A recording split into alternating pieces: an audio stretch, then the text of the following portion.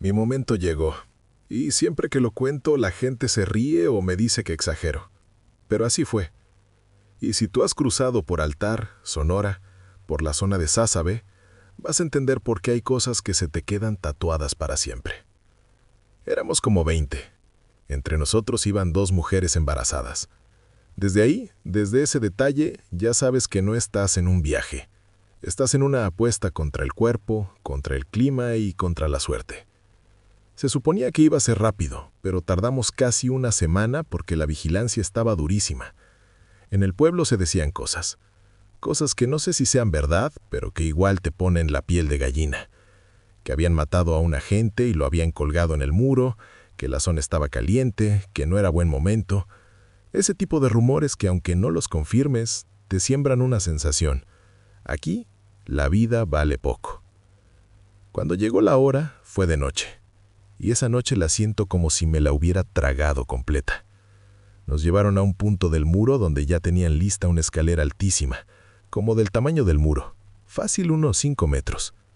La orden era sencilla en palabras, imposible en nervios. Subes uno por uno, arriba te abrazas a un poste del muro y luego te dejas caer, bajando poco a poco con el cuerpo pegado al metal. Cuando tocas suelo del otro lado, corres y te escondes entre los matorrales, y no sales hasta escuchar la clave. Los primeros subieron rápido. En esos momentos no piensas, obedeces. Subes con las manos sudadas, sintiendo que cualquier ruido va a llamar al cielo entero. Llegas arriba y el mundo se divide en 2, el lado que dejas y el lado que sueñas. Yo miraba hacia abajo y se me apretaba el estómago. No era altura lo que daba miedo, era la idea de caer mal, quebrarte una pierna y quedarte ahí, tirado, a merced de todo.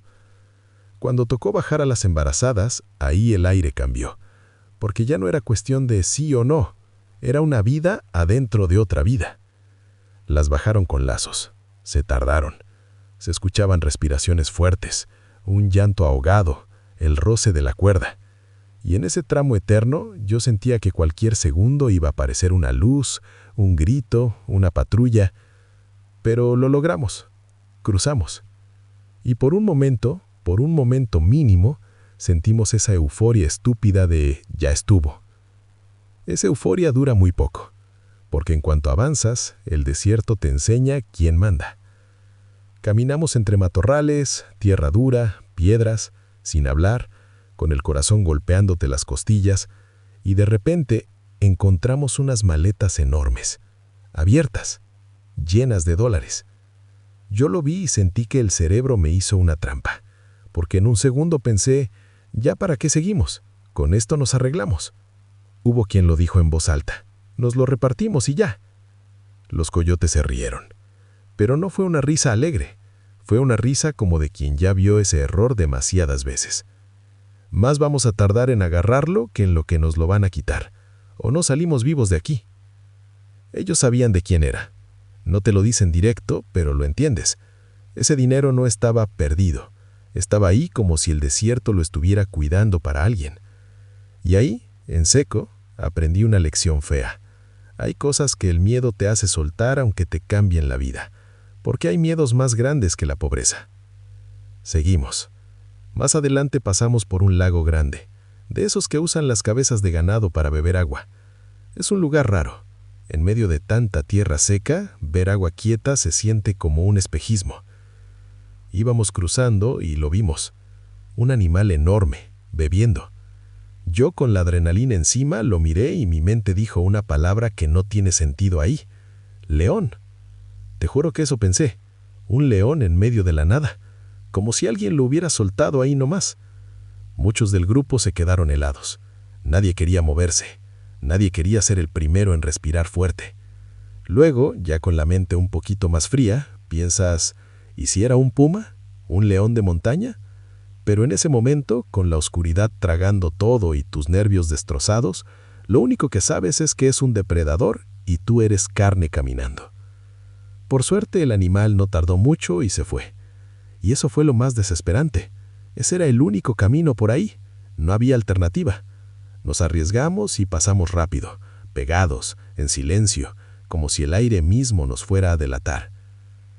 Esa primera noche dormimos como animales, con bolsas de basura. Sí, bolsas. Y ojo, porque esto es real y puede matar. La bolsa se pone de los pies hacia arriba para cubrirte el cuerpo y dejar la cara libre. Un compañero se la puso al revés. Si no nos damos cuenta, se asfixia. Así de absurdo es todo. Sobrevives al muro y casi te mata una bolsa por cansancio y desesperación. Y como si el desierto pidiera una más, esa noche casi nos agarran por una estupidez. Una compañera se puso perfume. No sé si era nervio, si era costumbre, si fue sin pensar, pero el olor se levantó como una bandera invisible. Y de pronto escuchamos perros. Perros cerca, ladrando, cuatrimotos y luces, lámparas barriendo el terreno a lo lejos como si buscaran algo que respira. Nos quedamos tiesos, pegados a la tierra, sin mover un dedo. La adrenalina te hace sentir que hasta el parpadeo suena. Yo no rezaba mucho en mi vida, pero esa noche, sin pensarlo, lo hice. No por religión, por instinto, por miedo puro. Los agentes pasaron por un lado.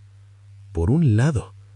Yo veía la luz moverse, escuchaba el motor, escuchaba los perros, y lo único que pensaba era, si volteo mal, si estornudo, si me tiembla una pierna, se acabó. Se fueron. No nos encontraron. Pero ese tipo de victorias no se celebran. Solo te dejan más cansado. Al día siguiente, cuando ya estábamos a punto de abordar camionetas para salir de la zona más boscosa, pasó otra. Un boludo, así les dicen allá a ciertos vigilantes o gente que anda checando, logró vernos. No sé si fue por una silueta, por un reflejo, por un movimiento mínimo, pero nos vio.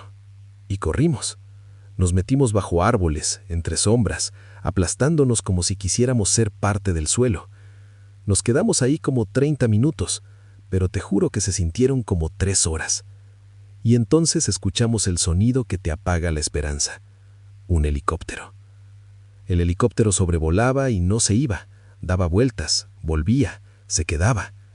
En ese instante yo pensé, aquí terminó el sueño americano. Los coyotes nos hicieron señas de que no viéramos hacia arriba, porque decían que podían detectarte con infrarrojo.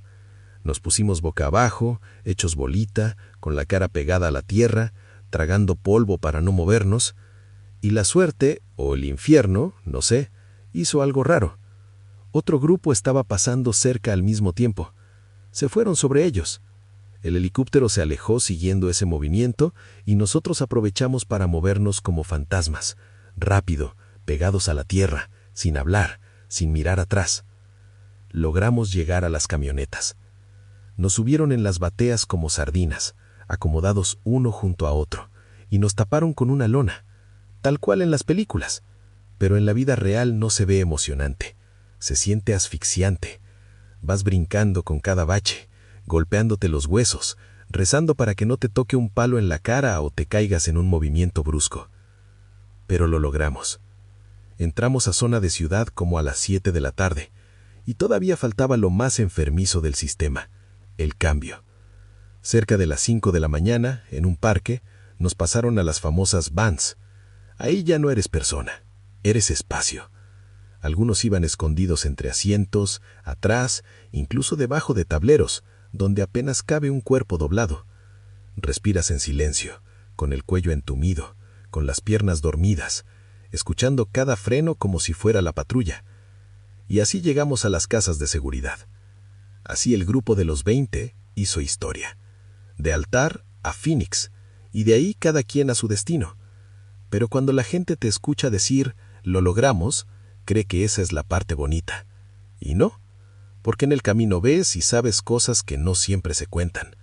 Hay frío que te rompe, hay cansancio que te pone a alucinar, hay ranchos que cruzas sin saber quién te está mirando, y también hay riesgos que vienen de los mismos coyotes y de la gente alrededor. Se vive de todo. Y por eso lo digo como advertencia, no como orgullo. No es fácil, no es un cuento, no es una aventura. Es una travesía pesada donde te arriesgas a todo, incluso a perder la vida. Y al final, cuando por fin estás del otro lado, a veces lo único que te queda es esa pregunta que nadie quiere responder en voz alta. ¿Valió la pena? Era mi tercera deportación. Y cuando digo tercera, no lo digo como si fuera un número cualquiera. Es un desgaste. Es volver a empezar con menos fe, con menos fuerza, con menos orgullo, como si cada intento te fuera arrancando un pedazo de ti. Intenté cruzar por San Luis Río Colorado varias veces, y no se pudo. Una y otra vez. Te regresas con la ropa más sucia, con la boca partida por el sol, con los pies ardiendo, y lo peor, con la cabeza llena de ¿y ahora qué? Llegó un punto en el que ya no tenía dinero, ni fuerzas, ni ganas de hablar con nadie. Me acuerdo que en el parque de esa ciudad había un Electra. Yo ya no buscaba cruzar, yo buscaba sombra, buscaba no sentir el cuerpo un rato. Fui por unos cartones para acostarme. Ese tipo de cartones que huelen a calle, a humedad y a cansancio ajeno. Los acomodé como pude, me tapé con lo que traía y me quedé dormido a pedazos, como se duerme cuando estás en modo sobrevivir, con un ojo abierto por dentro. Y ahí pasó algo que si yo no lo hubiera vivido, tampoco lo creería. Entre mis sueños, escuché una voz. No era la voz de alguien que pasara por el parque. No era un ruido que mi mente confundiera. Fue una voz clara, como si alguien se hubiera agachado a mi oído. Me dijo, cruzarás de nuevo, pero lo harás por donde llegaste a Estados Unidos la primera vez. Sentí que me jalaban por dentro. Desperté de golpe, como si me hubieran empujado, con el corazón disparado. Miré alrededor, el parque vacío, el aire quieto, la ciudad con ese silencio raro de madrugada. No había nadie hablándome. Me quedé sentado un segundo, respirando, pensando, estoy delirando, estoy cansado, ya me está pegando la desesperación. Y entonces pasó lo siguiente, como si el mundo quisiera contestarme. Una gringa, una mujer alta, grandota, se me acercó y me regaló 35 pesos. Así nomás, sin pedirme nada. 35 pesos no te cambian la vida, pero cuando estás en cero, 35 pesos son un empujón, son una señal, son una puerta entreabierta. Yo ni lo pensé. Agarré rumbo a Mexicali. Cuando bajé del camión, todavía traía la frase clavada en la cabeza. Cruzarás de nuevo por donde llegaste a Estados Unidos la primera vez. Yo no sabía si reírme o asustarme, porque cuando ya te han deportado varias veces, tu mente empieza a buscar explicaciones raras a cosas normales. Empiezas a sentir que la vida te está diciendo algo. Y en Mexicali, literal, parecía que alguien ya me estaba esperando. Había un tipo parado como en punto fijo, mirando a la gente bajar. Me vio y se me acercó directo, sin rodeos. ¿Te cruzo? No hubo plática de dónde vienes, a quién buscas, cómo te llamas, solo eso. ¿Te cruzo? Yo lo miré y sentí ese momento donde tienes que decidir sin información. ¿Confiar o quedarte atorado? Le dije que sí. Comimos algo, bebimos, me llevó a un hotel donde había otros migrantes. Ese ambiente lo reconoces al instante. Gente en silencio, mirando al piso, cuidando su mochila como si fuera su vida, y un cansancio que se te pega aunque no sea tuyo. Esa noche casi no dormí, no por miedo a fantasmas, por miedo a la realidad, porque la realidad es lo que te cae encima cuando estás a punto de intentarlo de nuevo. Si me agarran otra vez, ¿qué hago? ¿A dónde vuelvo? ¿Con qué cara? El siguiente día nos movimos hacia La Rumorosa. La Rumorosa tiene una vibra, no sé, es una zona que se siente como puerta, como un lugar donde el aire cambia. Viento, cerros, sombras largas. Nos bajamos del camión y caminamos hacia el desierto. El día se fue rápido. El sol cae y de pronto la temperatura se desploma. En el desierto no hay tardecita bonita.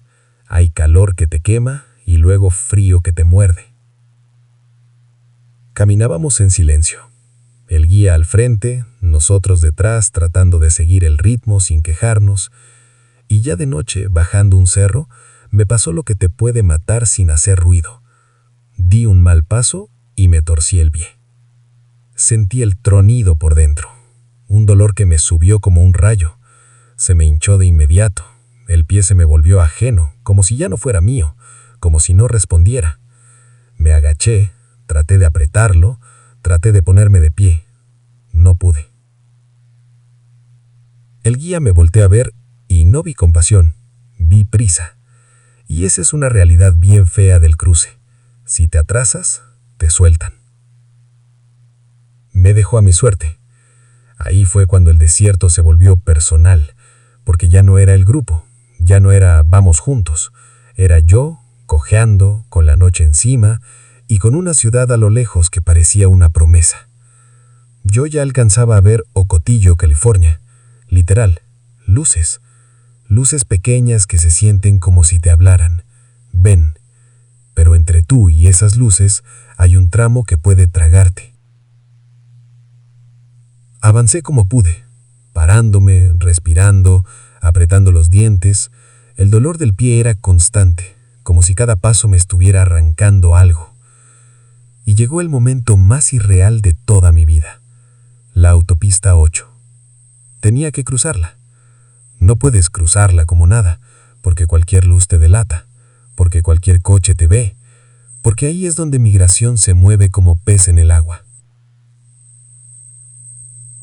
Yo crucé por pausas, esperando momentos, aguantando el dolor, pegándome al suelo cuando pasaba un carro.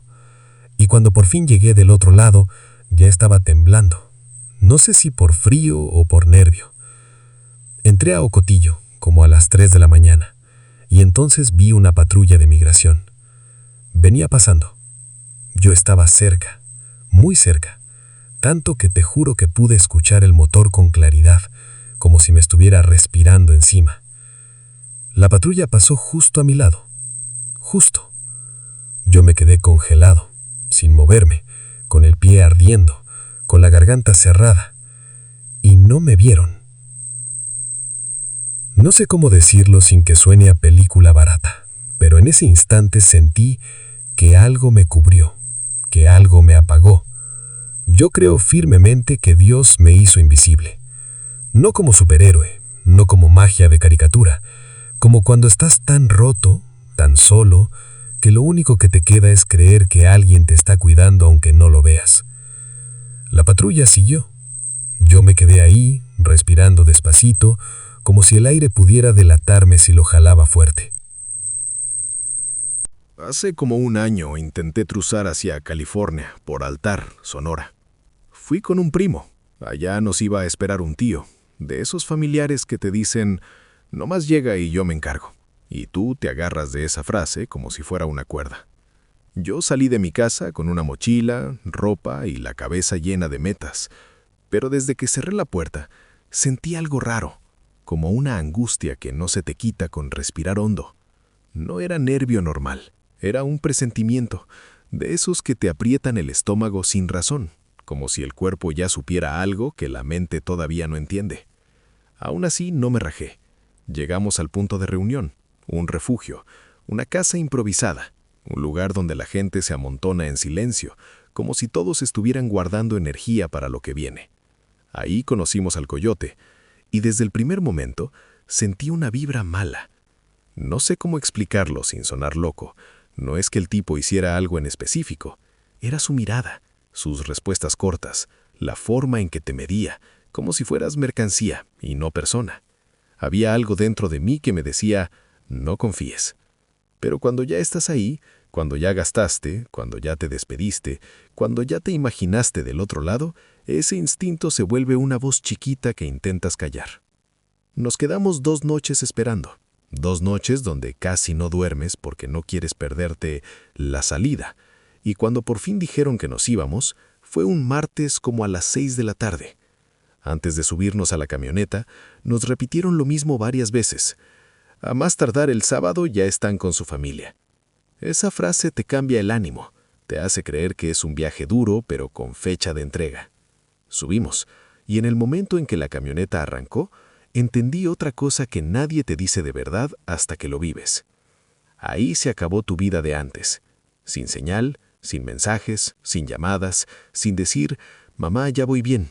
Te quedas solo de aquí en adelante, y aunque vayas rodeado de gente, la soledad se siente como una pared. Íbamos como 21, pollos, así nos dicen, 21 personas tratando de respirar bajito en un mismo miedo. Cuando nos bajaron, ya era de noche. En el desierto, la oscuridad no es no ver bien, es no ver nada. No llevas linterna, no puedes encender nada, no puedes hablar normal. Te mueves como si estuvieras dentro de una boca enorme, y tú eres el sonido más fácil de atrapar. El cansancio te empieza a comer desde la primera noche. No es cansancio de me quiero acostar, es un cansancio que te duele en los huesos. Pero dormir es casi imposible, no porque no quieras, sino porque el cuerpo, por instinto, se mantiene alerta. Te acuestas y sientes que cualquier crujido es un paso, cualquier soplo es alguien, cualquier sombra es una patrulla.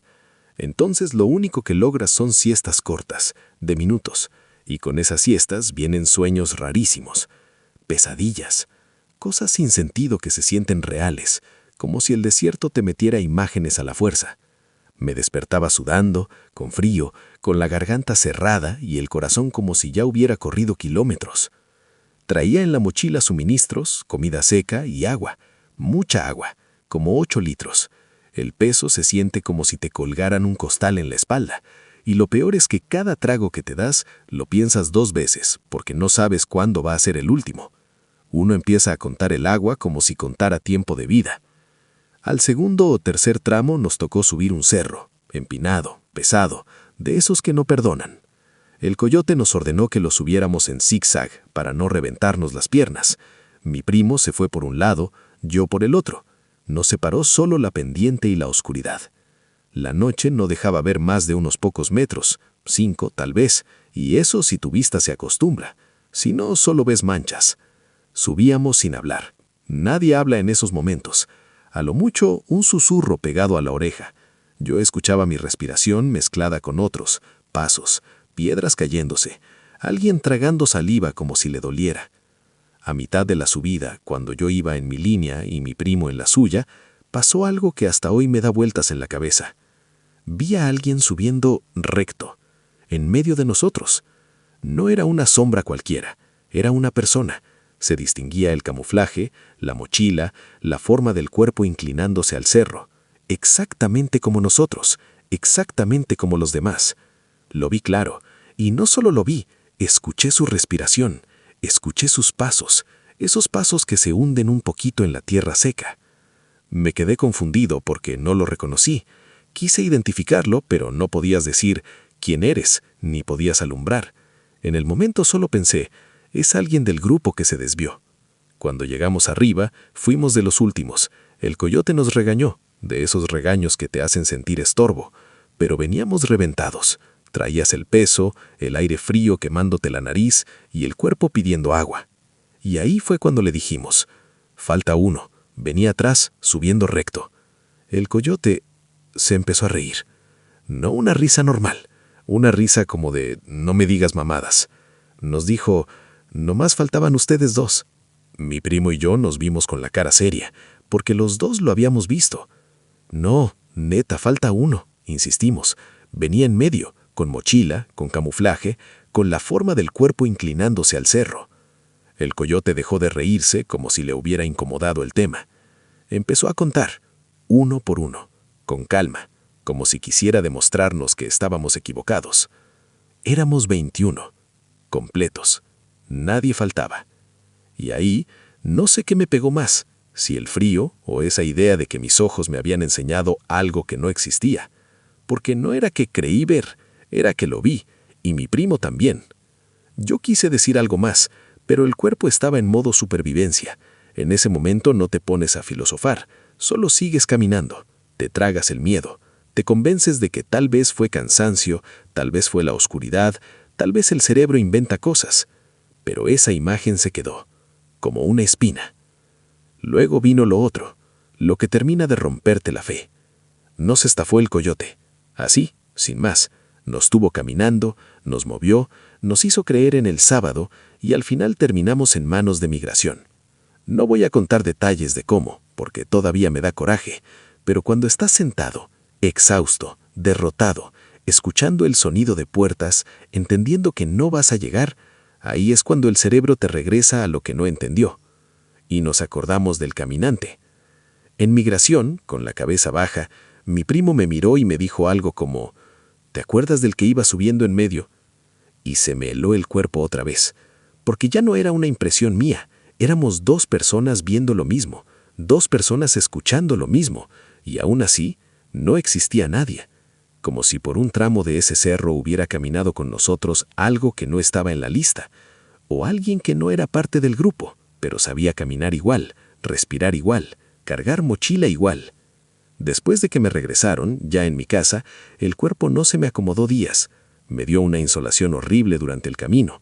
A más de 40 grados, me sentí como si me estuvieran hirviendo por dentro. Vomité. Y en ese calor, vomitar no es me siento mal, es quedarte sin agua, quedarte sin fuerza, acercarte a algo que sí puede ser mortal.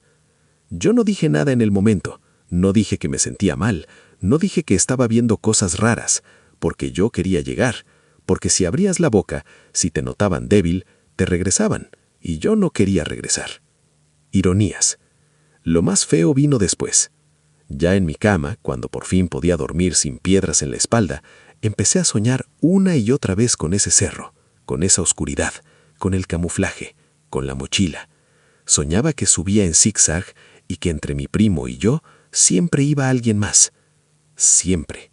No me hablaba, no volteaba, solo subía recto, como si no sintiera cansancio, como si no le pesara el agua, como si conociera el camino de memoria.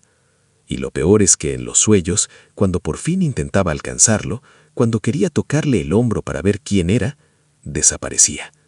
Me despertaba con la garganta seca, aunque estuviera en mi casa, con el corazón como si todavía estuviera allá.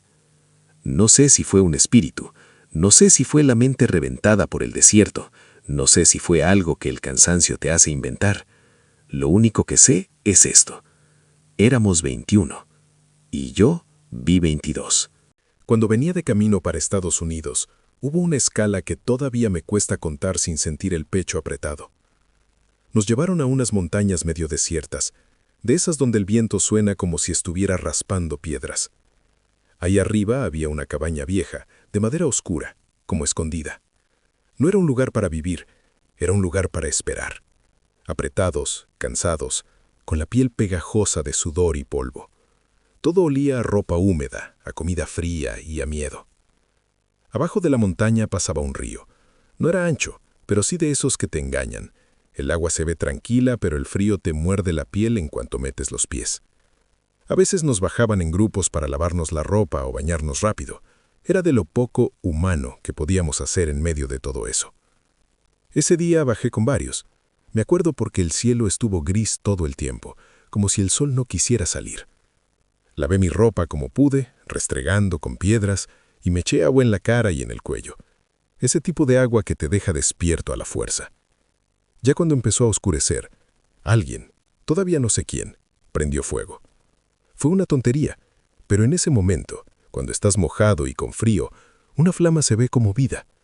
El problema es que una flama en la oscuridad se ve desde kilómetros, y donde estábamos, cualquier luz era como levantar la mano y gritar «aquí». No pasó ni tanto tiempo cuando empezó el desmadre. De pronto se escucharon voces lejos, órdenes, pasos apresurados entre piedras. Alguien dijo «la migra» o «la poli», y esa palabra se te mete a la sangre. Todo mundo corrió. No hubo discusión, no hubo «espérame», solo correr. Nos bajamos como pudimos, tropezándonos, agarrándonos de ramas. Un carro apareció de la nada como si ya estuviera esperando. Empezaron a subir gente a lo bruto, puertas que azotan, cuerpos apretados, alguien llorando. ¿Y yo? Yo no estaba ahí, porque en el peor momento posible me había apartado a orinar. Me da risa contarlo así, como qué tonto, pero en ese instante no fue chistoso. Fue como si la montaña se hubiera quedado vacía de golpe. Cuando regresé, lo primero que vi fue el lugar donde estaba la fogata, todavía roja por debajo de la ceniza, y el camino lleno de huellas frescas. Luego escuché el carro alejándose. No cabíamos todos, y a mí me dejaron. Me quedé parado con el pantalón todavía medio mal acomodado, la mochila golpeándome la espalda, y esa sensación de que el aire se volvió más frío de un segundo a otro. No se veía casi nada. Era una noche nublada, sin luna, de esas que hacen que la oscuridad parezca sólida, como si pudieras tocarla. La única opción era subir de regreso a la cabaña. Empecé a caminar rápido por el sendero. Era un camino de tierra dura y piedras sueltas, inclinado. Cada paso se sentía más pesado porque el miedo te hace apretar el cuerpo entero. Yo respiraba por la boca, tratando de no hacer ruido, pero el corazón me latía tan fuerte que sentía que me iba a delatar. Y ahí fue cuando escuché pasos detrás de mí. No eran los míos, porque mis pisadas eran torpes, arrastradas, rápidas. Esos pasos eran medidos, como si alguien caminara con calma, sin prisa, como si supiera que no importa cuánto corras. Me detuve un segundo. Mis oídos se abrieron más que mis ojos. Y cuando me detuve, esos pasos también se detuvieron. Un escalofrío me subió desde los talones hasta la nuca. Seguí caminando, ahora más rápido. El camino hacía curvas y se metía entre matorrales secos. Yo trataba de mirar por encima del hombro, pero no veía nada, solo manchas negras y sombras que podían ser ramas o algo parado. Entonces, escuché susurros. No entendí palabras. Era como un murmullo pegado al aire, como cuando alguien habla muy bajito cerca de ti, pero no lo suficiente para que le caches lo que dice. Y lo peor es que venía de atrás, y a ratos parecía venir de los lados, como si no fuera una sola cosa. Y luego, el silbido. Al principio pensé que era alguien de los que se había quedado también, un compañero, tal vez perdido, usando un silbido para ubicarse. Pero ese silbido no se quedaba fijo, no sonaba desde un punto, se movía, como si hubiera algo bajando y subiendo la montaña demasiado rápido, de arriba a abajo y de abajo arriba en un solo instante. Un silbido que se acercaba y se alejaba, sin pasos, sin respiración, sin nada humano.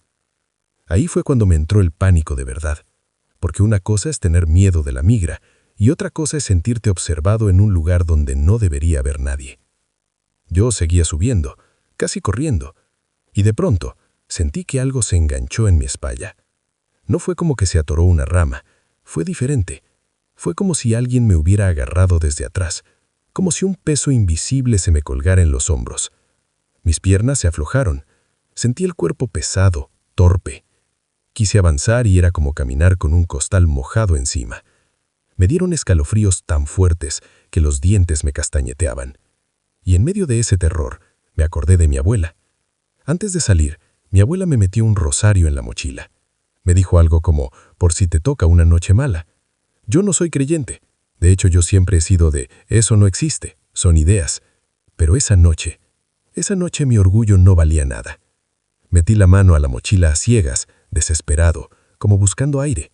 Sentía los dedos torpes. Saqué el rosario con fuerza y lo apreté como una cuerda. Y te juro que en cuanto lo apreté, algo cambió.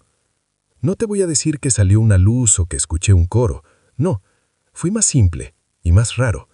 El peso en mi espalda desapareció, como si lo hubieran despegado de mí. De inmediato pude respirar mejor. Los pasos detrás de mí dejaron de sonar por un momento.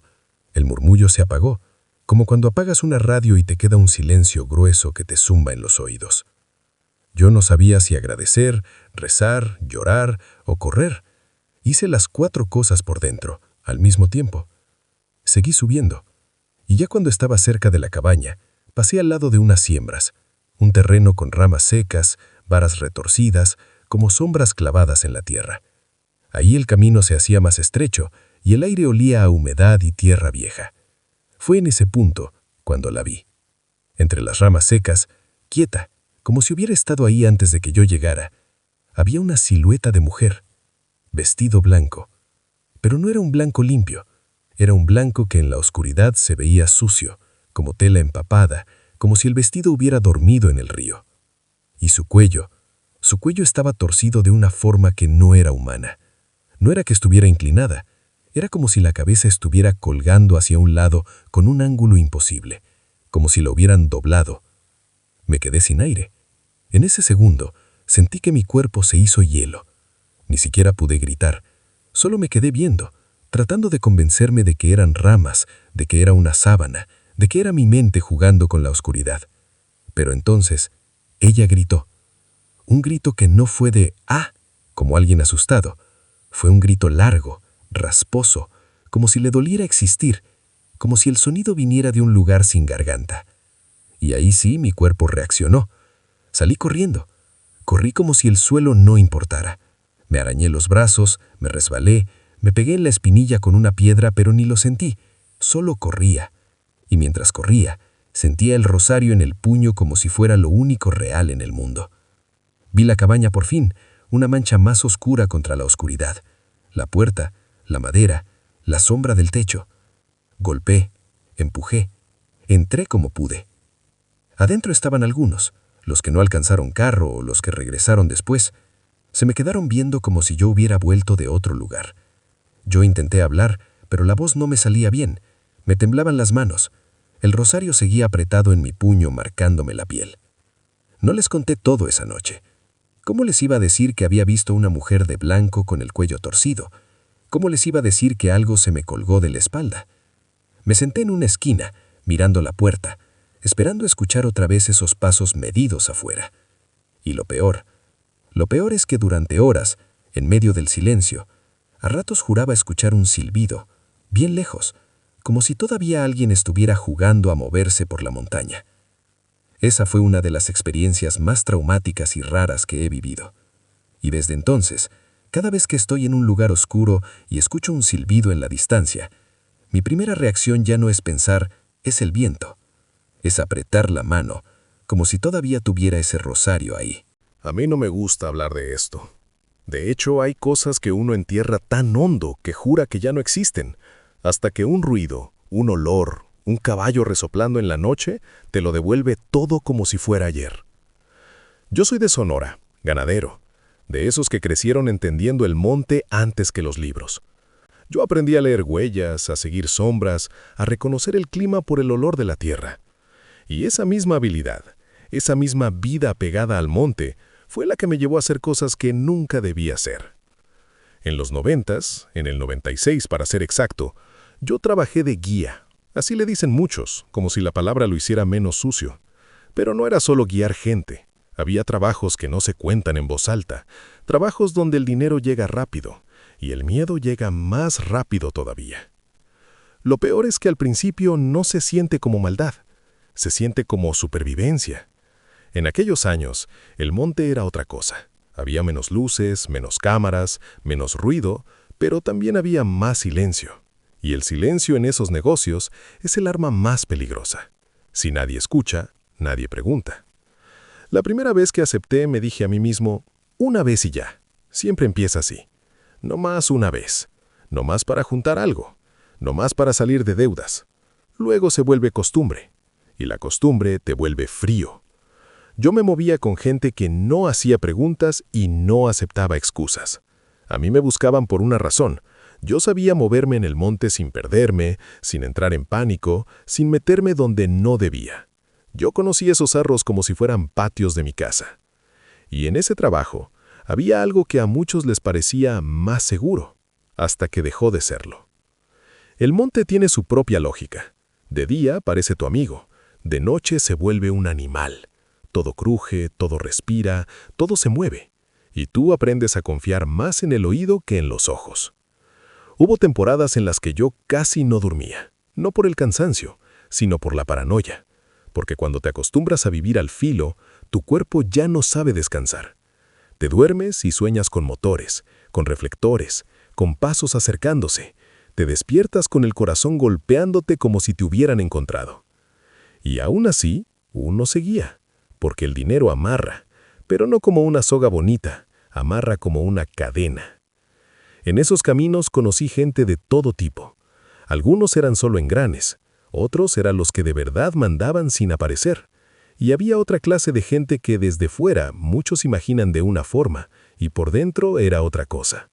Yo vi señores con cara seria, con palabras tranquilas, viviendo en casas enormes y moviéndose como si fueran intocables. Y ahí aprendes otra verdad amarga. En ese mundo el poder no se grita, se nota. Pero lo que de verdad me quebró no fue el dinero, ni la amenaza, ni la culpa. Fue una noche. Una noche que me dejó el sabor del metal en la boca para siempre. Íbamos avanzando de madrugada. El monte estaba negro, pesado, como si la oscuridad tuviera peso. El aire olía a tierra fría y a ramas machacadas. Yo sentía el cuerpo tenso, la espalda rígida, y esa intuición animal diciéndome, hoy no. De pronto, un sonido. Al principio lejano, como un zumbido que no pertenece al desierto. Y luego, la luz. Un reflector se abrió sobre el monte como si el cielo se partiera. Esa luz no ilumina, te desnuda, te convierte en punto, te vuelve objetivo. Yo levanté la cara apenas un segundo y vi la sombra recortada arriba, un helicóptero.